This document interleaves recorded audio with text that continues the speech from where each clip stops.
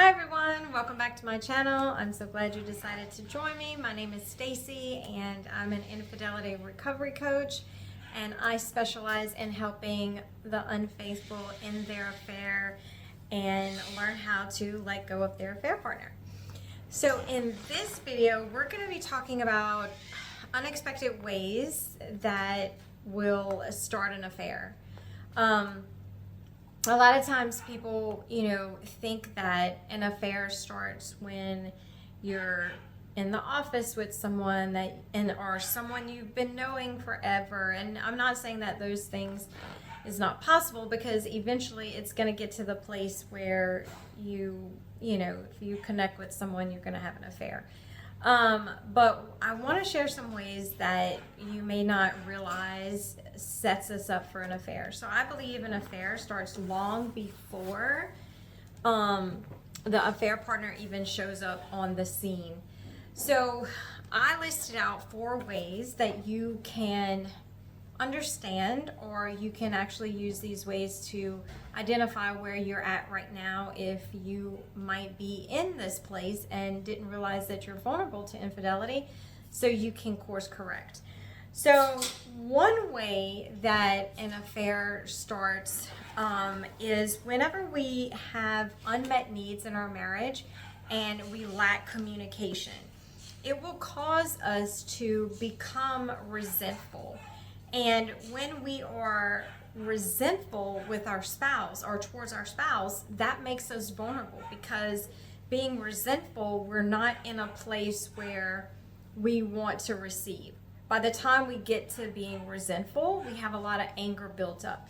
So we mainly just walk around being just angry with our spouse, and it could be from months and months past that something had happened, and we're not really sure why we're angry. We just realize that we are.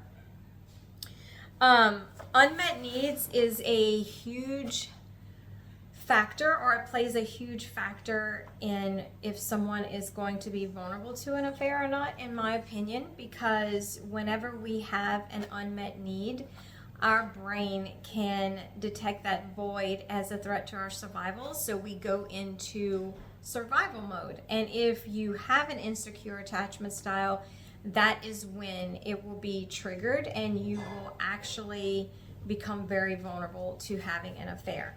The second one is the negative dialogue that we have in our mind about our spouse. So if if your spouse does something or does a few little things that you don't like, and you're angry about it or you're aggravated, and you keep rehearsing that in your head, you're creating a negative association with your spouse, which will change your perspective of how you see them. It's kind of like if you would say to yourself, oh my God, what's wrong with you? Why can't you just pick up your shoes? Or why can't you just hang out with me? I don't understand, or you're so annoying. Those little phrases can really tear down a relationship. It tears down how you start to feel about your spouse. So whenever your feelings towards your spouse begin to change and your perspective of them, well, let me say this, when your perspective changes, that's when your emotions change. And because our thoughts produce emotions and our emotions produce behavior, the behavior of, okay, I'm vulnerable and it's possible for me to give in to someone who is paying me attention, that begins. The next one is the frustration of unresolved conflict or no change in the marriage. So if you have a problem with your spouse and you're asking them, hey, let's have a date night, or hey, can you stop doing this? Can you start doing this? We need to discuss, there's some changes I think needs to be made in the marriage, XYZ, that kind of thing. And nothing changes and you become frustrated over time. That frustration can just build and build. And in your mind, you could say, okay, I'm just done because I feel hopeless. I feel like nothing's ever going to change. I feel like they're not hearing me. They're not seeing me. So I'm just done. I'm tired of trying. And you walk away in your mind. I know for me, that's what I did. I felt like I had fought for attention and our marriage being a priority for a very long time, and I never could get any change to come about that. So I just felt helpless, and I began to tell myself nothing's going to change. This is never going to get better.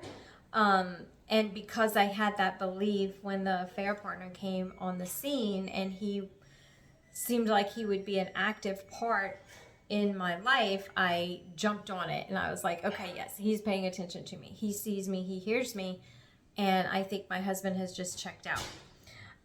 The next thing is thinking that it's harmless flirting.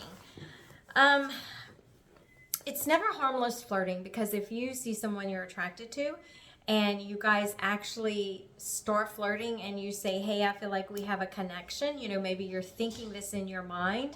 Remember, all of this starts in your mind. Even the things that I just spoke of, it starts in your mind. So if you have a connection, you start that flirting, then you're starting that chemical process of falling in love. And that process can happen really quickly and take you into a relationship before you know it. It causes you to think, well, I have this under control. It's just flirting. But before you know it, now we're in an affair and you're saying, I don't know what happened. So this is the beginning stages of an affair, if you want to look at it, or how it starts, that kind of thing. But what you can do is you can evaluate your life, see if you are in any of these situations in your marriage, and maybe try to work them out before an affair starts. Because if you have an affair, it's the worst pain that I have ever gone through, and I would highly recommend that no one ever takes that adventure. If you are having an affair and you need help getting out, and you need help understanding why you really had an affair, check the description box below. My email address is there. You can email me. My website is there. You can set up a consultation with me, and we can devise a recovery plan for you. So I hope you found this video helpful, and I'll see you in the next one. Bye.